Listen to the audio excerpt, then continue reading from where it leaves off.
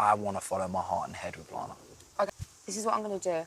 100% into Yeah. Lana. This started 2 days ago. 100% into Lana, blah, blah, blah. Next was telling me after the challenge that you knew it was me that kissed you because you know my lips. Okay, yeah. That's just stupid, Okay, yeah, Ron. yeah. I'm going to repeat this one more time. Ron is looking for a girl he can manipulate. He is looking for a girl that won't challenge him. And this is why, with every bombshell that has come into the villa, he has shown interest until they've shown him that they have a backbone and they start to sort of question his intentions. And then he turns away. He did the same thing with Zara. He did the same thing with Ellie. And now that Sammy has asked him, what is it exactly you want? He's decided, no, Lana is it for me. I have to go back to Lana. I don't think he's as into Lana as he makes out. I think as the other guys called him out and told him he's using Lana as a safety net. Anyway, hey there, thanks for stopping by. If you're new to my channel, please don't forget to subscribe, leave a like and a comment, and turn on the notification bell for when I upload new videos. It's your girl Valerie again. In this episode, I'll be reviewing Love Island, Season 9, Episode 19. Okay. So the episode starts off with the islanders, sort of, having got ready for the night and they're just sitting around, just having a great time. Shaq does go take Tanya aside and they sit down and have a conversation about what happened. And I like how they were able to resolve their differences. It wasn't a shouting match, it wasn't who has the loudest voice, but they sat down. Um, Shaq obviously, you could tell that Tanya was still annoyed, but she was able to make her point across and tell him that she is stubborn, but she because Shaq was saying he felt she disrespected him in the sense that she put the value of the competition above the value of their relationship because he felt there was no need for her to do that. And she said she looked at it differently because she knows that she, at the moment, well, they haven't yet come out with the commitment word, but she more or less said, I belong to you and you belong to me. So I don't understand why you made such a big deal about it. They were able to agree to disagree. And although they understood where the other person was coming from, and I really appreciate that because it wasn't a shouting match. It was just two people sitting down, talking about how they felt and making sure that the other person not only felt heard, but felt respected, which I really appreciate for the two of them in how they handled that issue. We have Olivia sit down with Tennille. Okay. I know some Olivia fans are going to be in their feelings, but to me personally, I take it as Olivia is the pot stirrer. And now that the producers have got rid of Zara, they're looking for someone to be, the troublemaker. And so they've decided to get Olivia to do the dirty work. And I think she enjoys it because when Zara was in the villa, she created such a big deal about Tom and I have a connection, Tom and I have a connection. As soon as Zara left the building, her connection with Tom ended. Now she started making a big deal about Tennille and Ron saying that, oh, she feels that the kiss was too long and this, that, and the other. She's had friends who were friends with her boyfriend and she didn't like that. But you can't project your feelings onto somebody else, one. Two, why is she making more of a big deal about it than the person who should be offended? Lana should be the one who should be sitting down with Tennille to say, I did have a conversation before when you first coupled up with Tom, and I told you that if there was anything there, let me know. Lana is not saying anything. So why does Olivia feel the need to speak up on Lana's behalf? And why does she feel the need to go around whispering it to everybody else to say, how do you feel about? So she's putting the idea that Ron and Tennille are doing something that they're hiding away from everybody else, which I don't feel is fair. I'm not really a Ron fan, but I don't think this was right because now it comes across as though Olivia is trying to turn everybody against Tennille, which I don't like. I don't like that. And I'm happy that as soon as they finished their conversation, Neil appeared to go and sit down with Lana and sort of have a conversation on what was going on there. Ron sits down with Kai, which I think is just the recipe for disaster.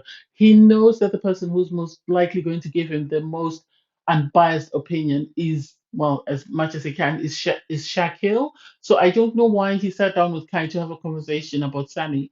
And for me, I think Ron wants someone who'll tell him what he wants to hear, and he thinks that Kai will tell him that. He says he does have a connection with Sammy, but he still has, this thing with Lana, and he's trying to work through that. Ron is playing games. The fact that he says that if Lana picks Casey, then he will go to Sammy, and it's like, so this is why everyone is saying that he's using Lana as a safety net. Why would he say that? Why would he say? So he's more worried about the fact that he stays in the villa than he is about his connection with Lana. Saying that, if Lana picks Casey, then he will go with Sammy because he feels there's a connection there with Sammy. And it's like, so what? Are you playing musical chairs with these girls then? Are you really that into Lana, or are you really that into Sammy, or you're just using them so you can stay in the villa for as long as you possibly can? I wish the girls would call him out on it. I know Sammy will call him out, but I don't see Lana ever calling him out because every time she says to him, I'm done, and then the next minute he comes, he smiles at her, and they're back together. I know he was trying to say to Kai, oh, well, the difference is Casey doesn't have any bad history with Lana, whereas I do. And it's like, I don't think that's it, because if that was the case, Lana would not be entertaining you. Then out of the blue, we suddenly see Tom. He's been absent. He was MIA yesterday in yesterday's episode, and suddenly he's in this episode speaking to Sammy. They appear to have a connection. He is chatting away using his same old tired lines that he used on Zara, he used on Ellie, he used on Olivia. I don't know why all the girls don't see through that he does not have any game. I think Sammy's just using him because she's got no other choice. Her only other choice is Ron. She doesn't like Kai. So I don't know how far that connection will go. And then obviously Olivia has a meetup date with Kai. I don't get this Olivia Kai date. I really don't get it. I don't get where it's come from and why suddenly it's such a big deal, why she's so excited. Unless Olivia and Kai were already talking and we were only being shown the Olivia Tom Zara saga until Zara left. I don't get it because I don't get why she made such a big deal about Tom kissing Ellie if she really wasn't into Tom. I don't get that bit. And suddenly, for someone who says I'm very controlled, I'm very restrained, out of the blue she kisses Kai. Hmm. Okay. Okay, because she hasn't kissed Spencer. She was in a coupling with him. She was fighting for Tom. She never kissed Tom. And then suddenly, out of the blue, she kisses Kai. They must have been talking. They must have been talking since they went into the villa because what has changed on both sides for them to suddenly become attracted to one another and want to pursue this connection? It doesn't make sense to me. It doesn't make sense to me. Or maybe it's just me. It does not make sense. Make it make sense. How is it someone that she hasn't spoken to from the day one when he left her after the coupling, she's suddenly in 2, 3 episodes making out with him when she was in a coupling with Tom and then was fighting for Tom for almost 2 weeks, but never once kissed him? I don't get that. That's very, very, very, very poor storyline. Unless the producers are scrambling and they have nothing else to show, and so they're trying to get something to sort of attract people's attention because the fans are furious at the about the recoupling. I don't know. Obviously, after the case, Kai then asks Olivia, "Do you want me to tell anyone, or shall we keep it a secret?" And then she says, I don't care. So he goes downstairs, drags Will and Shaq, and tells them that, he and Olivia have kissed. And their excitement for him, I think because they know how he struggled to sort of find a connection. I think there's more to this Kai Olivia storyline than we've actually been shown. And even Olivia ran to sort of confide in Tanya that I kissed Kai, and everyone is excited. Ron comes across to celebrate the kiss, and it's just like, where did this relationship come from? Something is missing. We as the fans need to know exactly what's happened. It's just a relationship that's come out of the blue. This is the same thing that they did last season. We suddenly saw Dami and India when we hadn't seen how that sort of connection started. I think they sort of have connections there and then they pick and choose which ones they want to show. I don't know. Then get Tennille and Spencer talking. And I really actually like their connection. I like the way, I know I was advocating for Tennille and Jordan, but I think Tennille would be better off with Spencer because I like the way he was able to restrain her because they were having a conversation about Ron and Ellie and sort of Sammy, that love triangle, and who, you know, Tennille's more aligned to or who she feels she's more loyal to. And I like the fact that she was about to, she was about to lose it, and Spencer was able to say, "No, don't do that." And she started laughing and she went, "I know you're about to lose it. You need to stop." And it was nice to see her sort of not be upset with him for for telling her to stop, but she actually found humor in it. So I like that about their connection. I hope they actually pursue it. I hope Spencer doesn't go home. I know he's one of the guys in the bottom. I really hope he doesn't go home. But then I think it's a double elimination, so I am worried that he's going to end up going home. And poor Tennille, I don't know who she'll be left with. And then we move on to Ron. Ron is talking to Sammy. He's flirting as usual. They're talking about the kissing game. And the fact that he says, "I knew it was you when I kissed you." And it's like, how? You haven't kissed her before.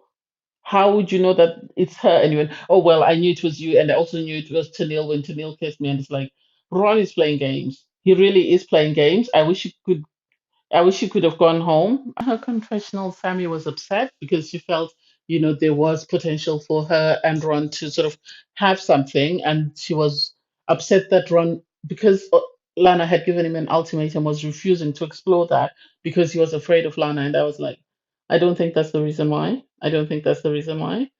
I think he just enjoys the chase, and then once he thinks he's about to catch something, then he lets go.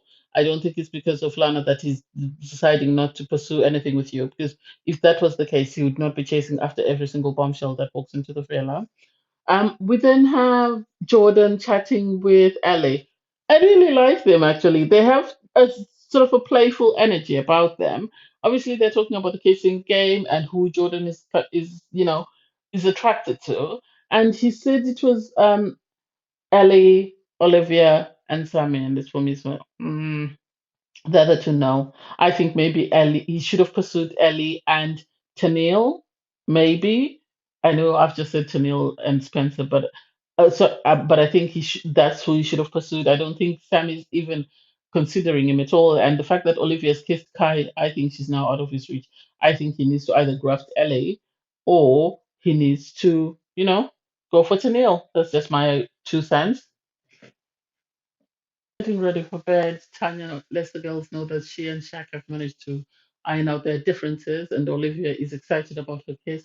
And personally, I didn't think it was appropriate because you could tell Tennille felt some type of way about it, and I think it was very insensitive of Olivia to say that, given that Tennille was there. I think she should have sat down, had a conversation with Tennille, and sort of explained where she is with Kai before going to tell everybody else in the group. For someone who's chasing Tennille and saying, "Tennille, you're being inappropriate with Ron," I'm surprised she didn't feel the need to do the right thing. In the morning, Kai and Ron make a cup of coffees for Lana and Olivia. And for me, I think it's very insensitive. I understand that Kai and Olivia like each other, but the things that they're doing are a bit offensive, given the fact that Tennille and Kai were in a coupling for a lot longer than Tom and Olivia were in a coupling, and yet Olivia kicked off all the time anytime Zara tried to say or do anything with Tom, yet she doesn't feel the need to be sensitive to Tanil, even if Tanil is not happy with Kai, at least take her feelings into consideration. Don't be just there to criticize her for what she does wrong, but be there to also support her. So I didn't like that bit.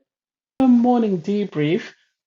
I really, I really liked Will and Chuck and how excited they get for other people when good things are happening to them. Because Casey decided to make some breakfast for Lana, and Will was there helping him because after Ron gave him the coffee, I think they agreed that Casey would make breakfast today since Ron made it the previous day, and Will was there helping him.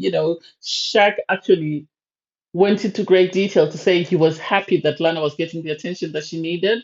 And I hope I doesn't run back to Ron and repeat what Shaq was saying, because Shaq was coming from a place of a friend, looking after a friend, because he was appreciating the fact that Casey was making Lana feel special and feel like she was his number one. The fact that he was making her laugh, making her breakfast, making sure that she felt that she was his priority, which is something that she's always craved from Ron. So I really like that. I know he put some salmon in. She says she doesn't like salmon, and I like the fact that when he was going to make a coffee, Will ran in and said, if she's got to give her a cold coffee because it's a bit hot, and he was helping him, make sure he makes the right thing. So that was really cute and really sweet. I really liked that.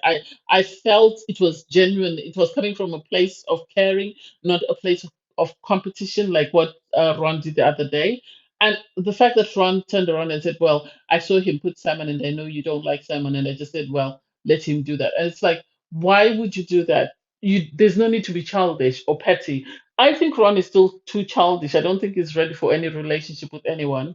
And you could tell that even though Lana doesn't like salmon, she really appreciated the effort that Casey put in. So that was nice. Then you have Lana, Tanya, and Sammy sitting down. And I appreciate the fact that Sammy was honest with Lana. I don't know why Lana doesn't see that Ron doesn't appear to have her best interest at heart. I really don't think he does, because he told Sammy that he has a spark for her similar to the spark that he had for Lana. And it's like, what do you mean? What do you mean? Make it make sense. If you really feel like Lana is your priority, why are you saying that to somebody else? Focus on the person that is your priority, the person that you have a spark with, the person that you have a connection with. And Lana said, "Oh, it's noted." And it's like, how many times are you going to note it? How many times? How many times you've got a guy that's interested in you, a guy that's spending time with you, a guy that is showing you you're his priority and he cares, and still you keep going back to Ron for what? I don't get it.